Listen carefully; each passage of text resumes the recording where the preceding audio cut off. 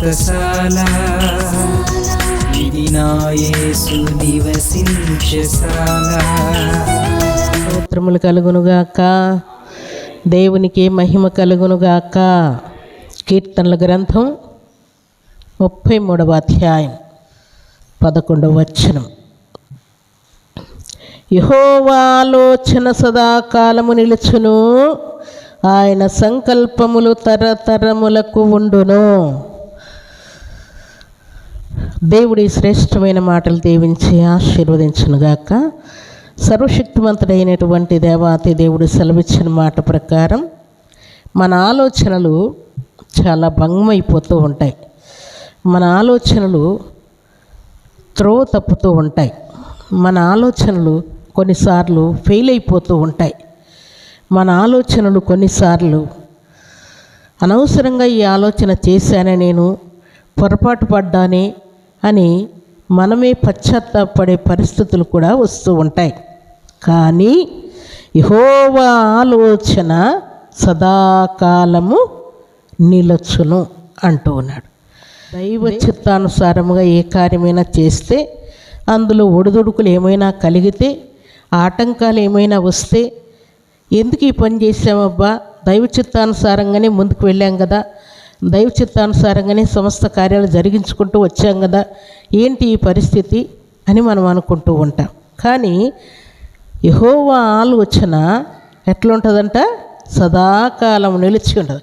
అంటే కొన్ని ఒడిదుడుకులు కలిగిన, కొంతకాలం ఆటంకం జరిగిన, కొంతకాలం నష్టాలు వచ్చినా, కొంతకాలం ఫెయిల్ అయిపోయిన పరిస్థితులు కనబడుతున్నా కూడా మరలా అది ఎలాగుంటుందంట?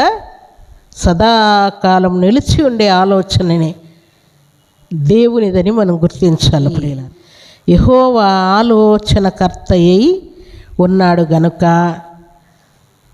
నేను యెహోవాను స్తుతించెదను. అంటే దేవుని యొక్క ఆలోచన ప్రకారం మనం ముందుకు వెళ్తూ ఉంటే సదాకాలం ఆలోచన నిలిచి ఉండేటట్టు కృప చూపిస్తాడు. తర్వాత రాత్రి గడియలలో నీ హృదయమే నీకు ఇది చెయ్యి, ఇలాగ చేయొద్దు, ఇలాగ మాట్లాడొద్దు, ఇలాగ ప్రవర్తించొద్దు అని నీ అంతరింద్రియములు నీకు బోధ చేస్తూ ఉంటుంది. నీ అంతరంగమే నీకు బోధించేటట్టుగా దేవుడు ఆలోచనకర్త అయి బోధిస్తూ ఉంటాడు. ప్రభు సన్నిధిలో చేరిన ప్రభు బిడ్డలమైన మనం ఈ మాట జ్ఞాపకం చేసుకుంటే, దేవుని యొక్క ఆలోచన మనకిచ్చేటువంటి గొప్ప శక్తి ఏంటి అని అంటే, యెషయా గ్రంథం 11వ అధ్యాయం 2వ వచనంలో తేటైన మాటలు అక్కడ వ్రాయబడి ఉన్నాయి. యెహోవా ఆత్మ జ్ఞాన వివేకములకు ఆధారమగు ఆత్మ, ఆలోచన బలములకు ఆధారమగు ఆత్మ, తెలివిని యెహోవా యెడల భయభక్తులను పుట్టించు ఆత్మ అని వ్రాయబడి. దేవుని యొక్క ఆలోచన ప్రకారం మనం ముందుకు వెళ్ళిపోతూ ఉంటే జ్ఞాన వివేకములు కలిగిన ఆత్మతో నింపుతూ ఉన్నాడు. ఆలోచన బలములను దేవుడు ఇస్తూ ఉన్నాడు. అలాగే ఆత్మలో తెలివిని కూడా పుట్టించేటువంటి ఆత్మ దేవుని యొక్క ఆత్మ అయి ఉన్నదని దేవుడు జ్ఞాపకం చేస్తున్నాడు. అందుకని దేవుని సన్నిధిలో ప్రతి మంగళవారం మీరు దేవుని సన్నిధికి వచ్చినప్పుడు దేవుడు ఏ విషయమైనా మీకు తెలియజేశాడు అని అంటే, ఏ విషయమైనా మీతో మాట్లాడాడంటే, నా నోటి నుండి మీకు సలహా కానీ ఆలోచన కానీ దేవుడు చెప్పించాడంటే అది సదాకాలం నిలిచి ఉంటుందంటే, దాని మన ఫెయిల్యూర్ అంటూ ఉండకుండా నిశ్చయముగా ఆ కార్యాన్ని 4 రోజులు అటో ఇటో, 4 వారాలు అటో ఇటో దేవుడు నిశ్చయముగా దాన్ని ఏం చేస్తాడు? ముగించి ఆయన నామానికి మహిమ తెచ్చుకుంటాడు. ఎందుకంటే యెహోవా ఆలోచన ఎలాంటిదంట? సదాకాలం నిలిచి ఉండే ఆలోచన. ఆయన ఆలోచన జ్ఞాన వివేకలు కలిగినటువంటి ఆలోచన. ఆయన ఆలోచన బలము కలిగినది, శక్తి కలిగినది. దేవుని యొక్క ఆలోచన తెలివిని పుట్టించేటువంటి ఆత్మని వ్రాయబడి ఉన్నది. దేవుడు ఏదైనా మీకు ఒక ఆలోచన చెప్పాడంటే ఆ ఆలోచన ప్రకారం మీరు ముందుకు వెళ్ళిపోవాలంతే. ఇప్పటి కాలంలో దేవుడు మనకు తెలియజేసేది ప్రతి వారం, ప్రతి మంగళవారం దేవుడు ఏం మాట్లాడతాడో, ఏం తెలియజేస్తాడో నాకు అని మీరు వచ్చి విషయాలు కనుక్కుంటూ ఉంటారు.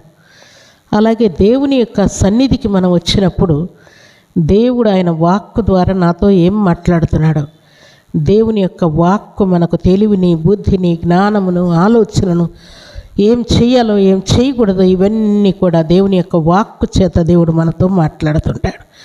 మనలో ఉన్న బుద్ధిహీనత ఏంటో, గర్వం ఏంటో, అహంకారం ఏంటో, అతిశయం ఏంటో, తెలివితొక్కతనము, తర్వాత దురాశ, దుష్టుని యొక్క ఆలోచనలు ఏమేమి ఉన్నాయో వాటన్నిటిని దేవుడు ఆయన వాక్కు చేత కాల్చివేస్తాడు. దైవ చిత్తానుసారమైనటువంటి ఆలోచనలు దేవుడు మనకిస్తాడు. అందుకే దేవుని సన్నిధికి వచ్చినప్పుడు వాక్కును మనము తప్పిపోకుండా దేవుని యొక్క వాక్కును జాగ్రత్తగా వినాలి.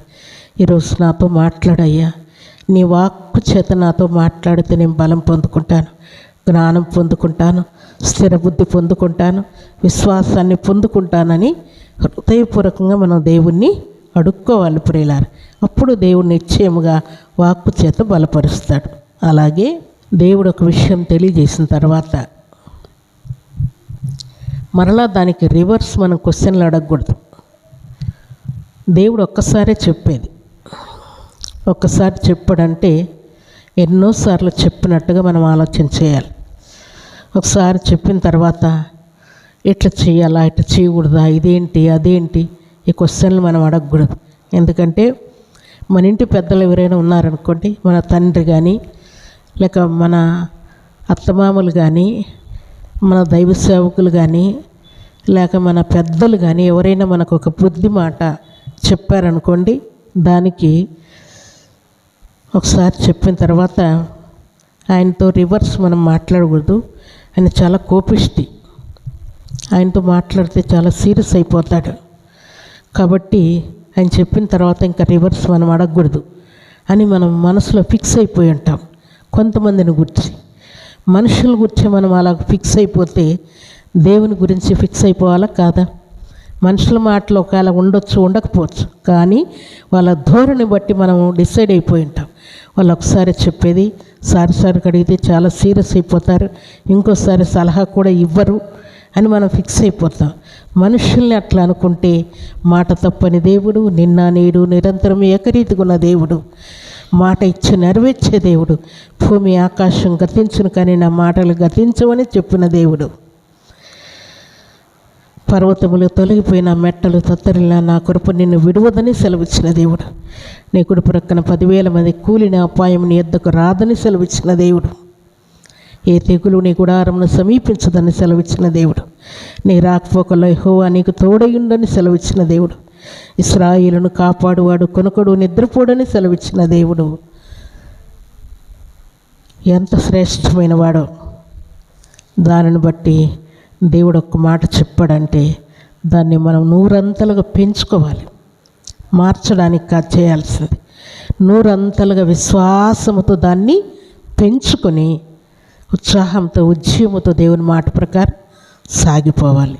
అప్పుడే దేవుని యొక్క జ్ఞాన వివేకం కలిగిన ఆత్మ మీద నువ్వు ఆధారపడ్డావని, విశ్వాసముతో ముందుకు సాగిపోతున్నావని, దేవుని యొక్క తెలివిని నువ్వు ఉపయోగించుకుంటున్నావని అర్థం. అందుకే దేవుని సన్నిధిలో చేరిన మనమందరం కూడా యెహోవా యందు భయభక్తులు పుట్టించేటువంటి ఆత్మను నాకు దయచేయ, నన్ను స్థిరపరచయ్యా, బుద్ధి జ్ఞాన వివేకం కలిగిన ఆత్మతో నన్ను నింపయ్యా అని మనం ప్రార్థన చేయాలి. అప్పుడు నిశ్చయముగా యెహోవా ఆత్మ జ్ఞాన వివేకం కలిగిన ఆత్మను మీకు అనుగ్రహించునుగాక.